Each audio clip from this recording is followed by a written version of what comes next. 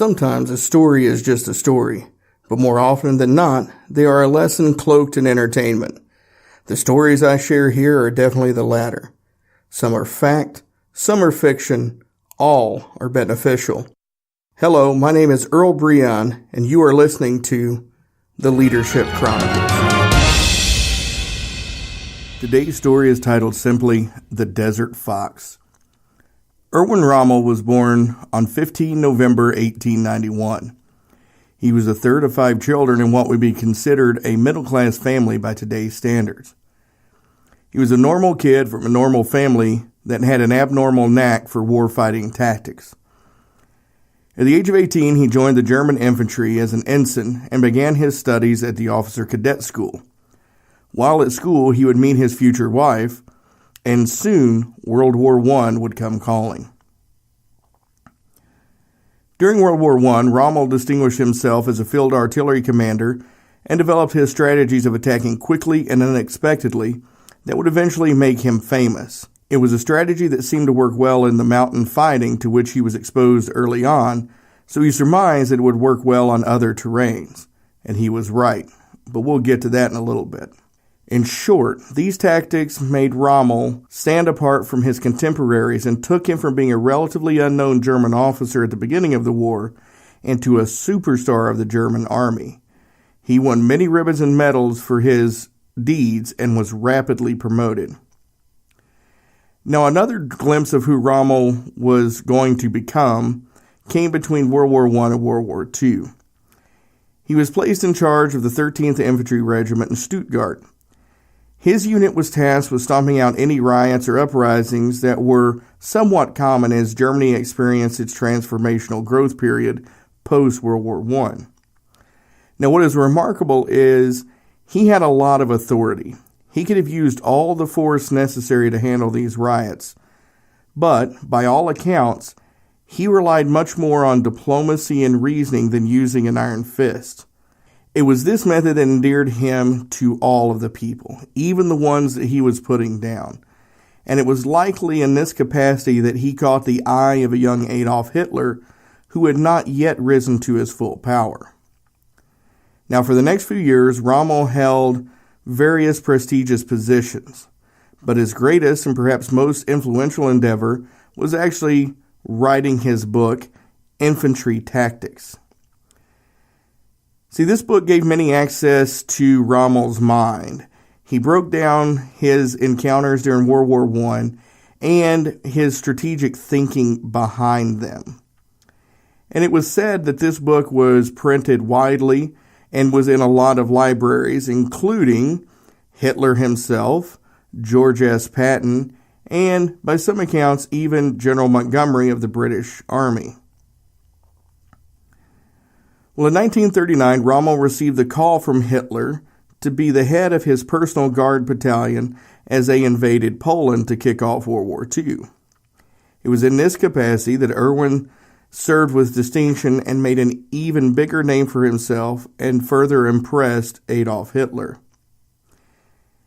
He actually impressed the Fuhrer so much that when he requested command of a panzer division, of which there were only 10 at the time, and there were many officers lined up ahead of Rommel, that Hitler personally made sure that the promotion happened. Freshly armed with the rank of general and in command of the 7th Panther Division, Rommel was well on his way to becoming the Desert Fox that he would be remembered most as. After many successes across Europe, in 1941, Rommel was appointed commander of the freshly minted Deutsche Afrika Corps and promoted to the rank of lieutenant general. This African campaign was the pinnacle of his military career. Initially, Rommel saw great success, and his tactics of hitting targets fast and furious came to be admired by his fellow Germans and those who fought against him. His cunning and strategic planning even gained him praise from Winston Churchill back in England, George Patton, who was fighting against him, and, as I mentioned before, British General Bernard Montgomery. They were all initially amazed by his bold decision-making and the way he used mechanized infantry, because it wasn't something that had been seen before. In many ways, Rommel was putting on a school for Patton and Montgomery on how to properly employ tanks in battle. And to Rommel's credit, these men learned well and eventually figured out how to outmaneuver the Desert Fox. They eventually repelled him out of Africa, and these interactions laid the foundation for much of Patton's future success in Sicily and other parts of Europe. Now, the thing that really set Rommel apart besides his tactics was his demeanor and how he conducted himself as an officer and a gentleman on the battlefield. By all accounts, this man himself was a gentleman. Outside of actual combat, he avoided violence unless absolutely necessary, and he treated his enemy with respect. According to multiple sources, he refused to senselessly execute any Jewish prisoners his units had captured, even though these were direct orders from the Führer himself. You see, while an early fan of Adolf Hitler, Rommel quickly grew to see that his personal ideals and the ideals of the Führer were not in line. Erwin was a man who served for the love of country, not for the love of Adolf Hitler. So naturally he began to question Hitler's orders and outright defy many of them. And as you may imagine, this infuriated Hitler. But at this point, what could he do?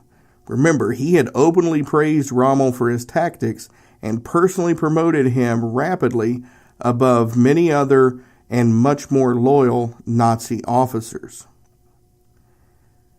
Well, eventually Rommel got so fed up with Hitler's unchivalrous behaviors, the mass execution of Jews, the concentration camps, and the slaughter of POWs, chief among them, that he participated in a plot to overthrow the Führer. Now, the full extent of Rommel's involvement is up for debate even to this day, but it seems that he had to have at least had some awareness of a plot developing, and by doing nothing to stop it, he was thereby complicit. Some people believe he was key in planning the attack. Either way, the attack failed and he was implicated. Due to his record and stature, Rommel was given a choice. Stand trial and potentially ruin your reputation and possibly have his family tried as well, or commit suicide and Germany would cover it up as he had succumbed to injuries from an Allied strafing mission just a few days earlier. Rommel decided to commit suicide and preserve his honor and his family's honor. And to this day, Rommel is regarded as a kind and chivalrous officer, a stark contrast to many of his Nazi counterparts. He seemed to be a man who truly loved his country in a time when it was committing great atrocities, and he did what he felt he could do from where he was to mitigate those policies. Now, the sad part is if that is all true, his legacy will likely be debated long after this podcast goes out due to his association with the Nazi Party.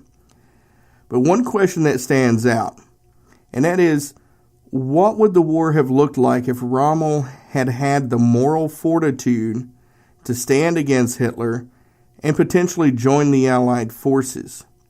What could he and Patton have accomplished if they had worked together to end the reign of the Führer instead of fighting against one another?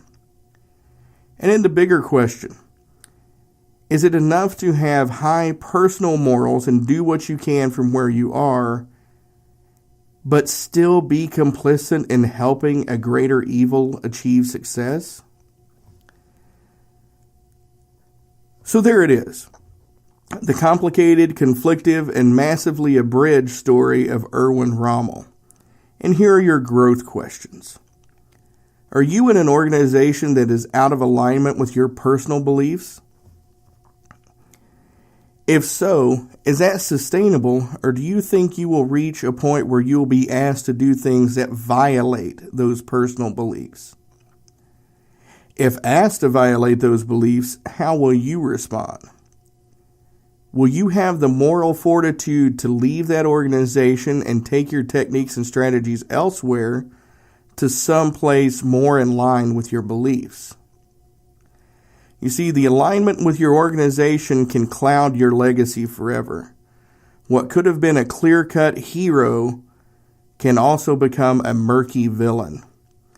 Align your beliefs with your organization's beliefs and reduce that confusion. Thank you for listening to this episode of the Leadership Chronicles.